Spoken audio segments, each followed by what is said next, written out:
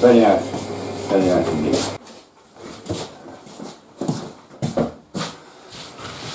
So let's have a look at the finished product. Yes, very even, very nice. And on the ends, remarkably good, because normally I wouldn't have got it that good. Doing it by hand, I suppose I could, but well, not that convenient by hand. Popping it up, claimants, all kinds of things. Getting on the machine is always better if you can. The only thing I would say is I need to look at this issue of the feather boards.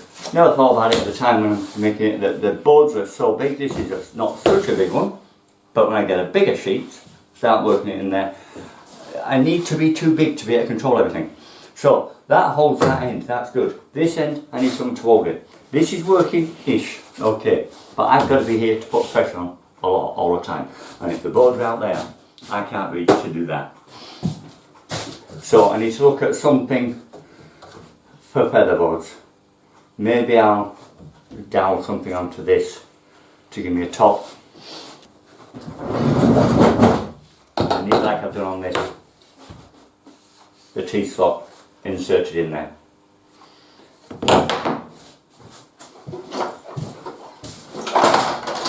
Ready for feather boards. Whichever size you want. That's what I need up here. Plenty of height. And on the floor, I can get them on this.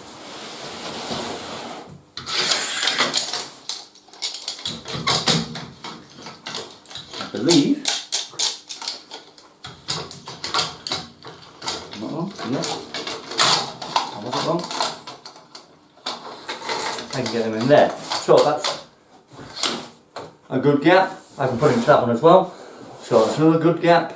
That one. So there's plenty of scope on that side. But I need it downwards. That's the most important, keeping it downwards. So that's what I need to look at.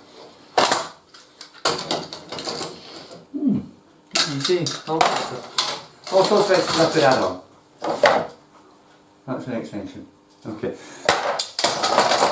Right, so possibly another project coming then.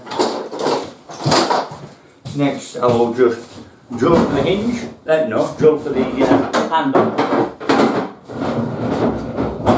And then I want to get sanded down and primed. Get a good MDF primer on it. Okay, so hinges, that's the top. And the others are all 1 metre one on the top. Easiest to measure down from the top. And 70 in. That's to the top screw.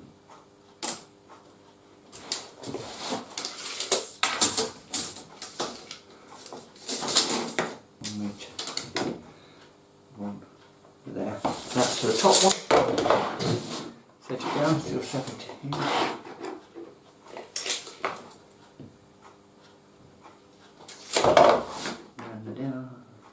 Bottom is there.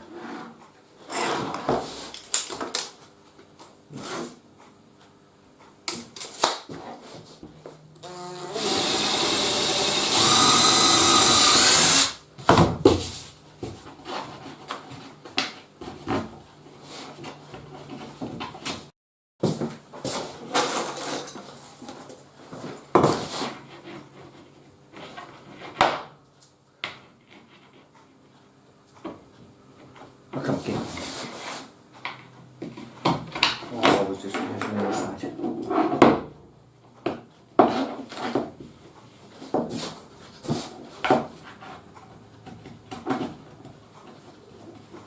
Okay.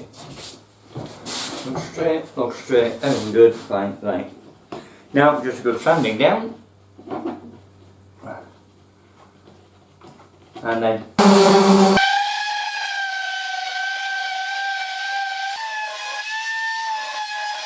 and priming. Now then, first thing obviously, nice bench, keep it that way. Cover it, protect it, it's easy, it's quick. I'm using Rustins this time, MDF. It's a quick drying MDF clear sealer. Kind of quick shake before you open it. Now I use a lot of expanding foam, gun type, and therefore I have a lot of disposable gloves for this sort of thing. Never throw them away. You do use them, of course. Once you've used them, it's pointless to keep them. But, you know, I've seen so many trade guys open the packs and just throw them. Not bothered. You don't have to buy them later if you do.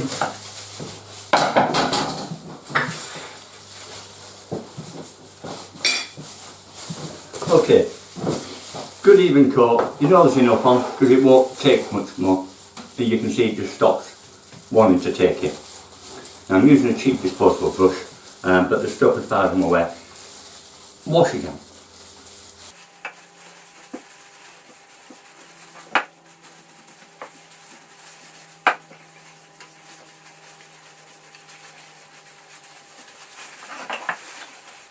I'm doing the inside first because once it's dried I will turn it over and do the other side, and if I get any marks from turning it over, I'd rather they would be on the inside of the dough, not the outside. So I always do the inside first. Now I've tried other things other than official MDF sealers. I don't know if you lots have tried any. Things like diluted varnish, stuff like that. Because the sealer's not that cheap. In fact, it's considerably more expensive than varnish. But unfortunately, it's worked out a lot more expensive because I've used that much of it before I've actually got the stuff sealed. It's been like 3 or 4 coats I've had to give of an average varnish, a diluted varnish, before the MDF stops begging for it.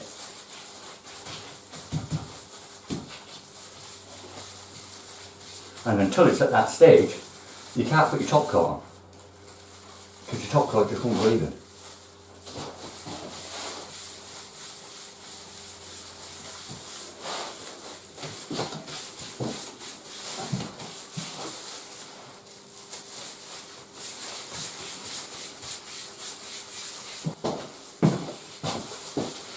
Okay, and that's it for this side.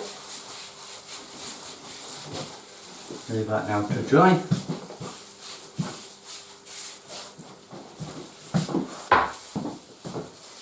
Okay, yeah, soak the water in the sink, clean again.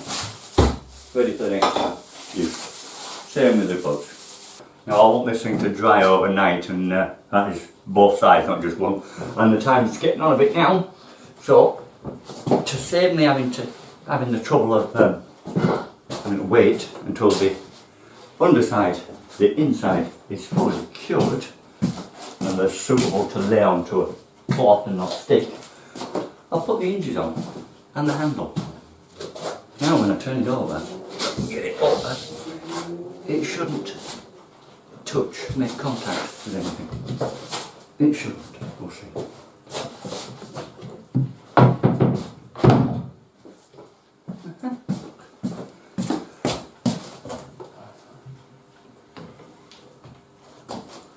So,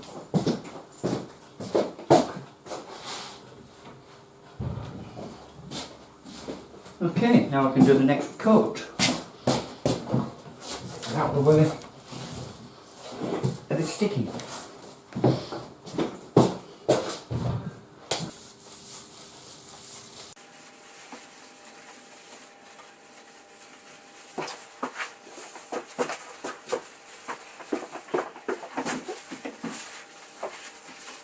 And wash the brush again.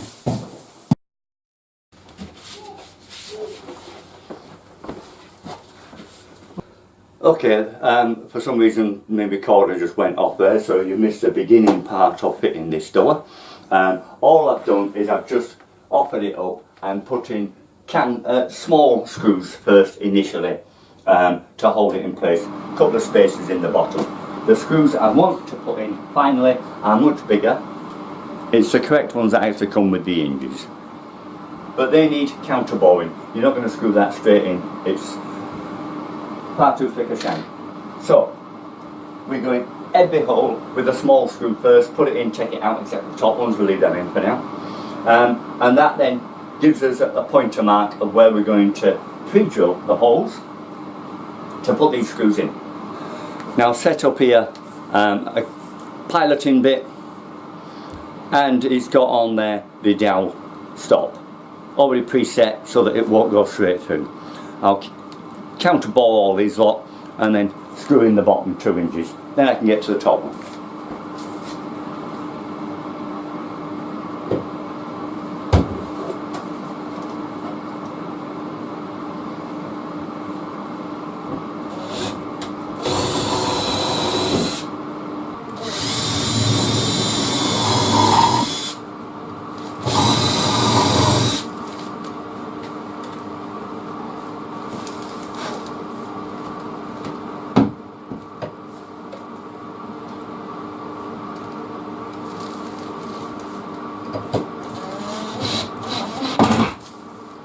Very strong screws once put in.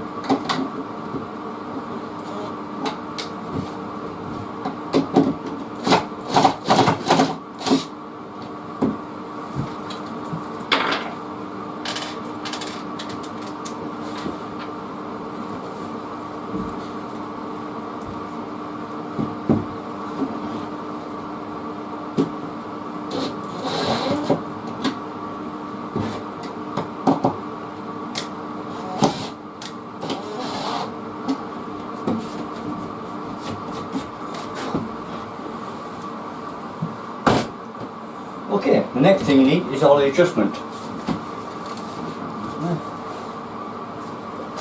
Which obviously we want a little bit of a clearance between the door and the wall.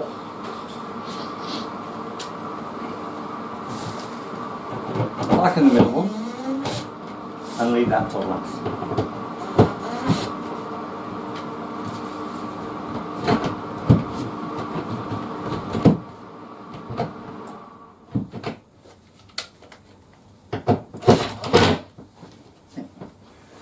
And the top one, be very careful because it'll have the whole weight of the door. That's it. Back up. Okay. Now we need to push out the bottom and pull in the top by winding these screws in and out.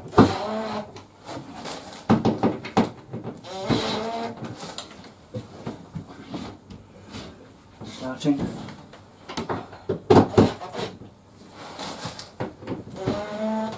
Okay, there we have it, one project finished. The door is now finished, it needs another coat, but other than that, it's done. So that makes the wardrobe complete. Just a little tip with an oversized door like this, especially when fastened to just 15 though, Conti board, which is quite weak stuff. Top hinges, if you find it to be heavy, put a nut and bolt through it. Not some massive thing, just a number 8, 1 inch bolt, straight through, penny wash on the outside, on the top hinge, it'll hold it forever. And I'm sure you can find a discreet place to put it. Okay, right, well that's the wardrobe finished. Okay, well thanks for watching. If you've got any questions, put them in the bottom. Otherwise, I'll see you again next time. Bye for now.